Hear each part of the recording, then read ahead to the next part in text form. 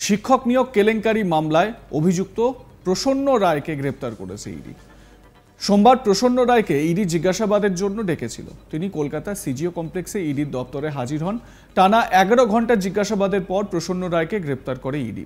সূত্রের খবর, চাকরি প্রার্থী এবং প্রাক্তন শিক্ষামন্ত্রী পার্থ চ্যাটার্জি সহ প্রভাবশালী নেতাদের মধ্যে মিডলম্যান হিসেবে কাজ করতেন তিনি। শিক্ষক নিয়োগ দুর্নীতিতে প্রসন্ন রায় গুরুত্বপূর্ণ ভূমিকা পালন করেছেন বলেও মনে করছেন তদন্তকারী আধিকারিকরা। গত বছর এই শিক্ষক নিয়োগ দুর্নীতি মামলাতেই প্রসন্ন রায়কে গ্রেপ্তার করেছিল সিবিআই। তাকে গ্রেপ্তারের পর সিবিআই চার্জশিটও পেশ করেছিল। পরে তিনি সুপ্রিম কোর্টে জামিনের জন্য আবেদন করেন। সুপ্রিম কোর্ট তাঁর জামিন মঞ্জুর করে। সেই সময়ের মতো প্রসন্ন রায় মুক্তি পান। গত কয়েক মাস ধরে প্রসন্ন রায় জামিনে মুক্ত ছিলেন। গত ডিসেম্বরে ইডি প্রসন্ন রায়ের মালিকানাধীন বিভিন্ন জায়গায় অভিযান চালায়। পরে তাকে জিজ্ঞাসাবাদের জন্য ইডিও তলব করেছিল। এরপরেই সোমবার 19 ফেব্রুয়ারি কলকাতায় ইডি অফিসে হাজিরা দিতে যান প্রসন্ন রায়। 11 ঘন্টা টানা জেরার পর এনফোর্সমেন্ট ডিরেক্টরেট তাকে শিক্ষক নিয়োগ দুর্নীতি মামলায় জড়িত থাকার অভিযোগে গ্রেপ্তার করে। সোমবার গ্রেপ্তারের আগে বৃহস্পতিবার প্রসন্ন রায়ের বাড়ি বলাকা আবাসনে তল্লাশি চালিয়েছিল ইডি। জানা যায়, নিউ টাউনে তার বাড়ি ও অফিসে তল্লাশি চালানো হয়েছিল। এর আগে প্রসন্ন রায়কে 2022 সালে সেন্ট্রাল ব্যুরো অফ ইনভেস্টিগেশন গ্রেপ্তার করেছিল বা সিবিআই গ্রেপ্তার করেছিল। পরে জামিনের আবেদন জানালেও সুপ্রিম কোর্ট তাকে জামিন দেয়। তিনি এসএসসির নিয়োগ উপদেষ্টা কমিটির প্রধান শান্তিপ্রসাদ সিনহার ঘনিষ্ঠ ছিলেন বলেও অভিযোগ রয়েছে।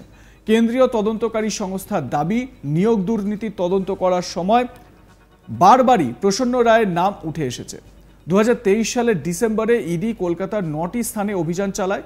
সেই সময় দুর্নীতিতে জড়িত বেশ কিছু চার্টার্ড অ্যাকাউন্টেন্ট এবং বেশ কিছু ব্যক্তির নামও কিন্তু উঠে আসে, যার মধ্যে এই প্রসন্ন রায়ের নামও ইডি আধিকারিকরা ধীরে ধীরে জানতে পারেন।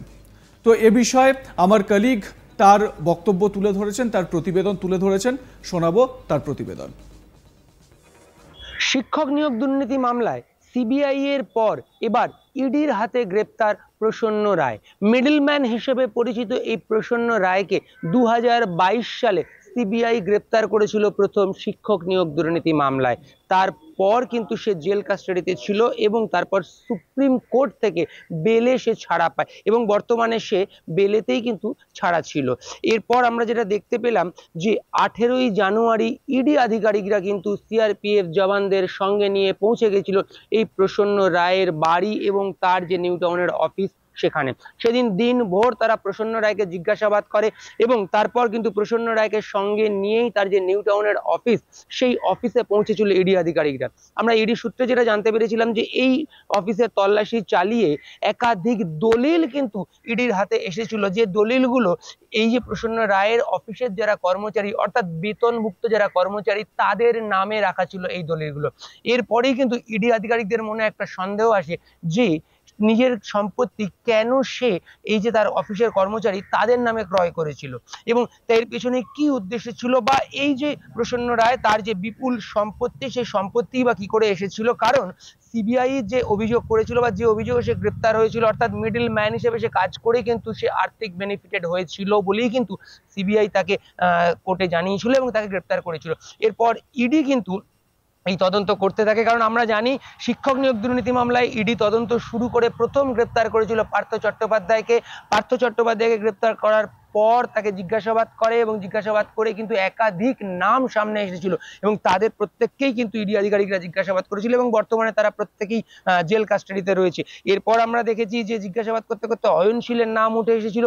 অয়নশীলের বাড়িতে পৌঁছেছিল ইডি আধিকারিকরা। অয়নশীলের বাড়িতে পৌঁছে যখন সেখানে তল্লাশি অভিযান করছিল সেখান থেকে কিন্তু পুরো নিয়োগ দুর্নীতির তারা কাগজ পেয়েছিল বা নথি পেয়েছিল এবং তারপরে কিন্তু তারা পুরো নিয়োগ সংক্রান্ত তদন্ত শুরু করে এবং পুরো নিয়োগ তদন্ত শুরু করেও কিন্তু একাধিক পুরসভার প্রাক্তন চেয়ারম্যান, বর্তমান চেয়ারম্যান বা আধিকারিকদের ডেকে জিজ্ঞাসাবাদ করা হয়।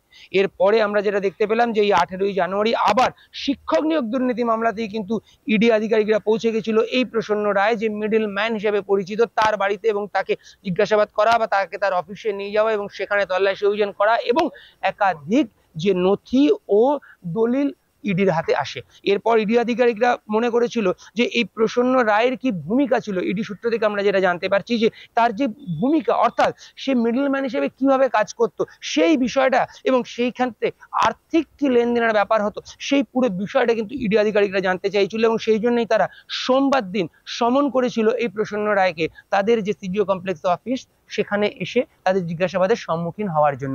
এবং সেই মতো প্রসন্ন রায় এসেছিল। সোমবার কিন্তু তাকে দিনভর জিজ্ঞাসাবাদ করা হয় এবং জিজ্ঞাসাবাদের করার পর কিন্তু আমরা যেটা দেখতে পাই যে সোমবার রাতেই কিন্তু গ্রেপ্তার করা হয় প্রসন্ন রায়কে। এবং প্রসন্ন রায়কে যখন মঙ্গলবার দিন মেডিকেল করানোর জন্য বাইরে নিয়ে যাওয়া হয় তখন যখন তাকে আমরা জিজ্ঞাসা করি যে সে পার্থ চট্টোপাধ্যায়কে চিনত কিনা বা পার্থ চট্টোপাধ্যায়ের সঙ্গে তার কোনো আর্থিক লেনদেন ছিল কিনা, সে কিন্তু সংবাদ মাধ্যমের এই সমস্ত প্রশ্ন এড়িয়ে যায়, সে কোনো প্রশ্নের উত্তর দিতে চায় না। তবে আমরা ইডির সূত্র মারফত যেটা জানতে পাচ্ছি যে ইডি কিন্তু মূলত জানতে চাইছে যে এই যে প্রসন্ন রায় তার কি ভূমিকা ছিল এই শিক্ষক নিয়োগ দুর্নীতির ক্ষেত্রে। কারণ এই শিক্ষক নিয়োগ দুর্নীতির যে বিষয়টা অর্থাৎ যারা চাকরি নিয়েছে অর্থের বিনিময় এবং যারা চাকরি দিয়েছে বলে অভিযোগ অর্থের বিনিময়, এই যে দুজন ব্যক্তি বা এই যে দুটো পার্ট তাদের মধ্যেই কিন্তু যোগাযোগ ঘটানোর কাজ করতো বলে অভিযোগ এই প্রসন্ন রায় এবং সেই অভিযোগেই কিন্তু সিবিআইও এই প্রসন্ন রায়কে গ্রেপ্তার করেছিল এবং বর্তমানে ইডিও কিন্তু এই প্রসন্ন রায়ের কাছ থেকে জানতে চায়, আমরা যেটা ইডি সূত্রে জানতে পাচ্ছি যে তারাও কিন্তু জানতে চাইছে যে কিভাবে এই আর্থিক লেনদেনটা হতো বা পার্থ চট্টোপাধ্যায়ের সঙ্গে তার কোনো যোগাযোগ ছিল কিনা বা এই লেনদেনের ক্ষেত্রে পার্থ চট্টোপাধ্যায়ের সঙ্গে তার কোনো লেনদেন ছিল কিনা, কিংবা এই যে প্রসন্ন রায়ের ব্যবসা অর্থাৎ তার যে গাড়ির ব্যবসা বা তার যে হোটেল ব্যবসা সহ যে একাধিক ব্যবসা এবং তার যে প্রচুর সম্পত্তি সেই সম্পত্তি কি করে এলো, সেই সম্পত্তিতে এই যে শিক্ষক নিয়োগ দুর্নীতি মামলার যে টাকা সেই টাকা ইনভেস্ট হয়েছিল কিনা বা সে এই যে মিডলম্যানের কাজ করতো সেই করে সে সেখান থেকে আর্থিক কিভাবে বেনিফিটেড হতো এবং সেই টাকা তার এই বিজনেসে সে লাগাতো কিনা, এরকম একাধিক প্রশ্ন কিন্তু ইডি আধিকারিকরা জানতে চাইছে বলেই আমরা ইডি সূত্রে জানতে পারছি। কিন্তু সেক্ষেত্রে যখন প্রসন্ন রায়কে তারা জিজ্ঞাসা করার অর্থাৎ ইডি আধিকারিকরা আমরা সূত্রে জানতে পারছি যে প্রসন্ন রায় কিন্তু তাদেরকে সেভাবে সহযোগিতা করেনি বা প্রসন্ন রায়ের উত্তরে কিন্তু ইডি আধিকারিকরা সন্তুষ্ট হয়নি, তাই তারা মনে করেছে যে এই প্রসন্ন রায়কে গ্রেপ্তার করার প্রয়োজন আছে এবং গ্রেপ্তার করে নিজেদের কাস্টাডিতে নিয়েই কিন্তু তাকে জিজ্ঞাসাবাদ করার প্রয়োজন রয়েছে। এবং আমরা ইডি সূত্রে যেটা জানতে পারছি যে এই প্রসন্ন রায়কে জিজ্ঞাসাবাদ করার পর হয়তো একাধিক নাম আরো উঠে আসতে পারে এই দুর্নীতির ক্ষেত্রে এবং সেক্ষেত্রে কিন্তু এই যে তদন্ত সেই তদন্ত আরো দ্রুত অগ্রগতি পাবে বলেই কিন্তু ইডি আধিকারিকরা মনে করছে এবং সেই জন্যই কিন্তু এই প্রসন্ন রায়কে গ্রেপ্তার করে নিজেদের কাস্টাডিতে নিয়েই তাকে জিজ্ঞাসাবাদ করতে চাইছে। শিক্ষক নিয়োগ দুর্নীতি মামলা, যে মামলার তদন্ত এই মুহূর্তে ইডি করছে, যে মামলাতে প্রথম তারা রাজ্যের প্রাক্তন শিক্ষামন্ত্রী তৎকালীন শিক্ষামন্ত্রী পার্থ চট্টোপাধ্যায়কে অ্যারেস্ট করেছিল এবং বর্তমানে প্রসন্ন রায় যে মিডলম্যান তাকে অ্যারেস্ট করলো এবং তার কাছ থেকে একাধিক নাম পেতে চাইছে ইডি আধিকারিকরা, এমনটাই আমরা ইডি সূত্রে জানতে পারছি। যেরকম জানা যাচ্ছে যে এর আগেও প্রসন্ন রায়কে গ্রেপ্তার করা হয়েছিল, তবে এর আগে গ্রেপ্তার করেছিল সিবিআই 2022 সালে।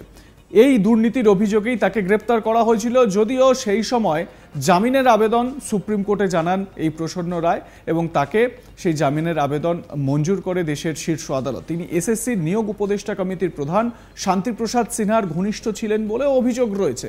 এবার এই শান্তিপ্রসাদ সিনহার এবং পার্থ চট্টোপাধ্যায় এবং এই নিয়োগ দুর্নীতির সঙ্গে যাদের নাম জড়িত রয়েছে তাদের সঙ্গে এই প্রসন্ন রায়ের ঘনিষ্ঠতা কিভাবে তিনি কাজটা করতেন, এই বিষয়গুলোই ইডি আধিকারিকরা জানতে চাইছেন। আপনাদের মতামত জানাতে থাকুন কমেন্ট সেকশনে, দেখতে থাকুন আজ তাক বাংলার ইউটিউব চ্যানেল।